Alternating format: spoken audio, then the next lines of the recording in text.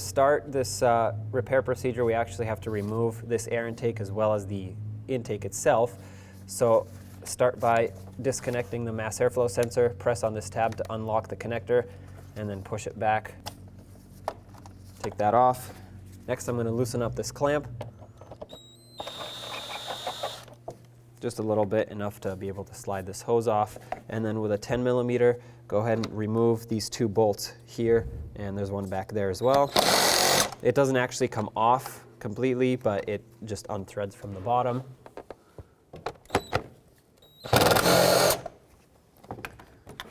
Now you can lift up on the air filter housing and remove this, and also take off the air filter, just because since we're working here, you don't want anything falling on top on the clean side and then getting sucked into the engine. Next, I'm going to disconnect this PCV hose here. Slide the clamp off. And try to twist the hose just to break it free. If you hold the clamp and pull the hose at the same time, that should do it. All right. Next, disconnect these hoses over here. These you can hold the clamp by hand. Take that off and disconnect the electrical connector. This can stay on the intake tube.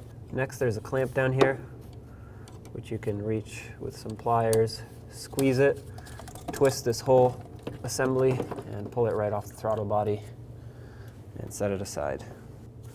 Disconnect this electrical connector for the throttle body, press on the tab and pull this up and out of your way. And the reason I'm disconnecting the throttle body is so I can take it off of the intake. By taking this off of the intake, I make it so I don't have to disconnect the coolant lines that go to the throttle body. And then you don't have to worry about having to bleed your cooling system. So move this out of your way. Next, there's a hose down here. You can just wiggle that and pull it off of the throttle body. If it's stuck like mine, you can gently use some pliers and don't squeeze it too much, but just twist it around to break it free. Usually the rubber gets stuck on the little steel nipple here. All right, gently pull it off. Perfect.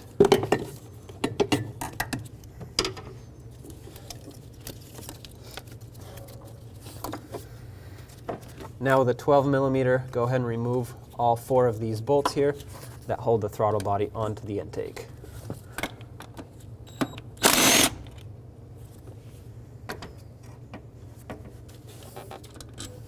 Take those off.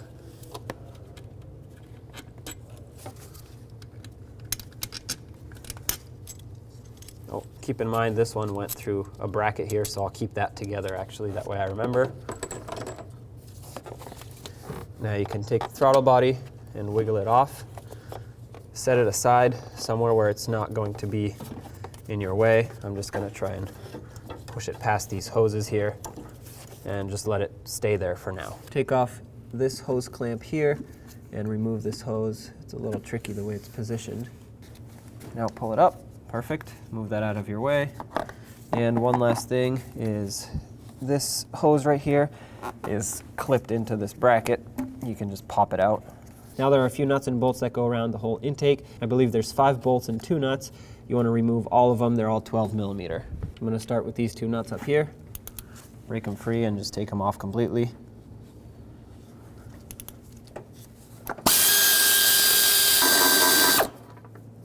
Take that one out. And on the opposite side of this, there's another bolt right here. You want to take that one off too.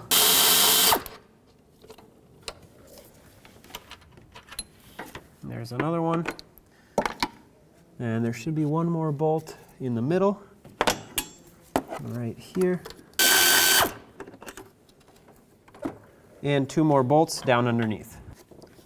I'm going to take this whole intake, and now that it's all unbolted, I'm going to pull it back off of its mounting studs. I thought I had room, but I guess I don't have room to slide the intake past this cover, so take this off with the 2 10 millimeter nuts up top. There's a wiring harness on this side that you actually have to pop off. If you press in the sides, that removes the clips that lock it in. Perfect. And now you can slide the rest of the intake up and out of here. Go ahead and take off this 12mm nut there.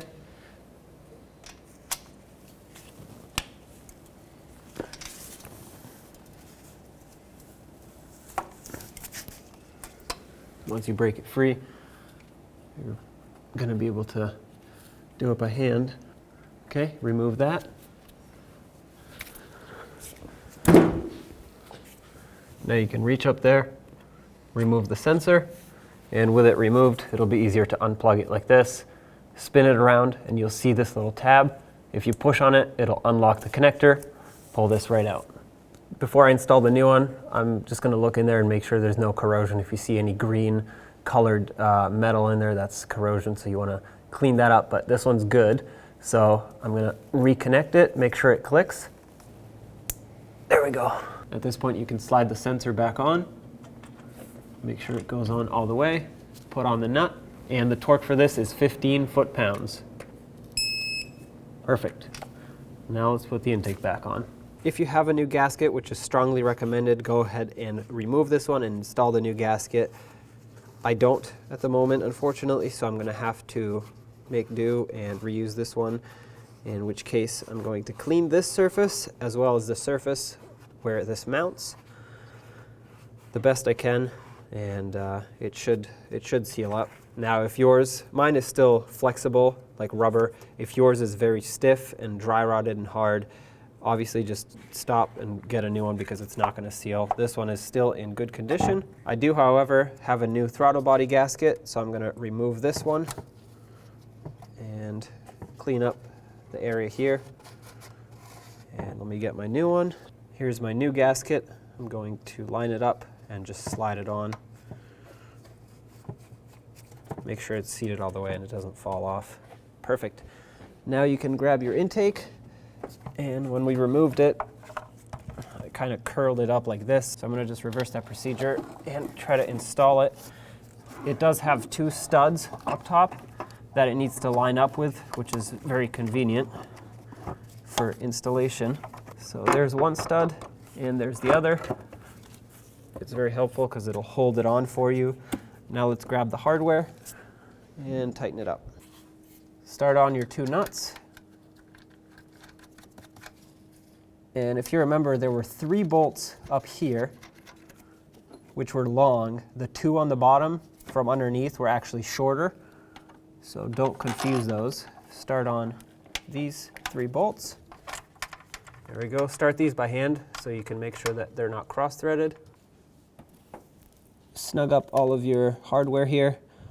I'm not going to make it tight just yet. I'm just going to bottom them all out.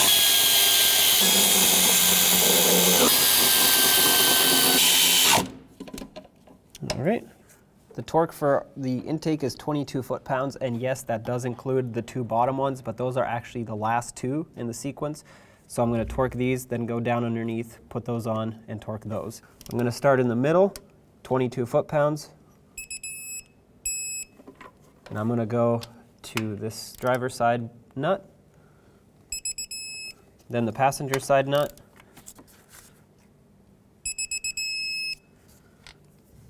then the driver's side bolt,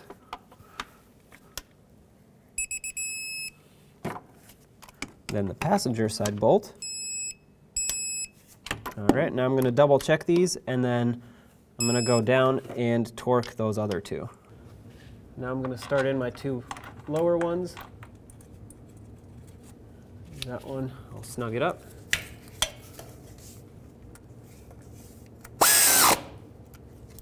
And do the other one as well.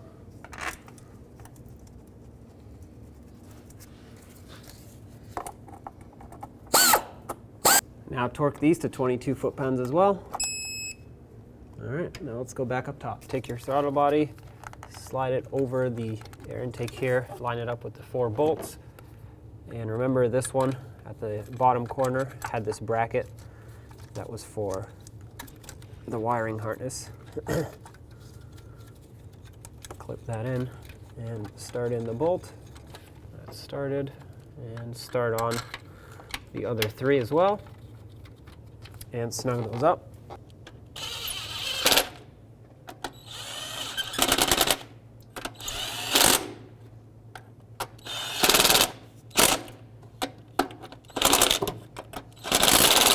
Okay, let's torque them. Torque these 4 bolts to 22 foot-pounds. Just gonna double check them.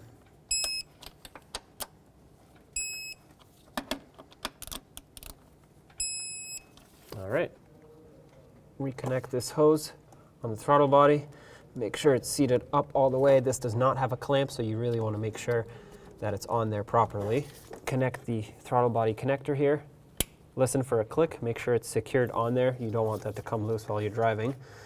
Clip this hose in on the securing point here. Go ahead and connect this hose right here for the PCV. And this one did have a clamp. Grab your pliers and squeeze the clamp. This one's a little tricky because it has this insulator that kind of gets in your way. But I find that needle nose, curved needle nose pliers work the best for this. And set it down there. Awesome. Don't forget about this hose that is supposed to connect right down here. This one's going to be the hardest one to slide in. Okay, I just got that slid on. Secure it in its bracket right here. Perfect. And reposition the hose clamp to lock in the hose on its fitting. All right, hose clamp is on. Put your intake duct back on. Make sure that it slides over the throttle body properly. Plug this hose back in. Go ahead and connect this hose here. I'm going to slide the hose clamp back and slide the hose onto its fitting. Make sure it's pushed on all the way. That way you have no air leaks. And reattach your hose clamp to secure it. Perfect. There's another hose right here. Reattach that one. All right. An electrical connector. Make sure it clicks. Another hose right back here. And hose clamp. All right. And one last thing to do is to lock in the throttle body down there. And the way to do that is with some pliers. I'm going to grab onto this ear, and right now this clamp is actually locked in the open position, and if I squeeze it like this, it should unlock and it'll snap back into place.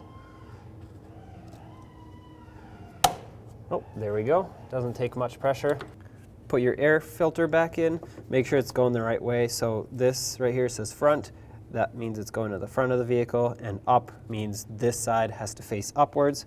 Slide in the cover for it and make sure it's hooked onto the back here. It has 2 little hooks that need to be properly secured, and you'll notice if it's not in because it'll sit at an angle. This is perfect. Before I forget, I'm going to connect the mass airflow sensor connector. Make sure it clicks. And now tighten up these 2 10mm bolts. Okay, that's 1. That's 2.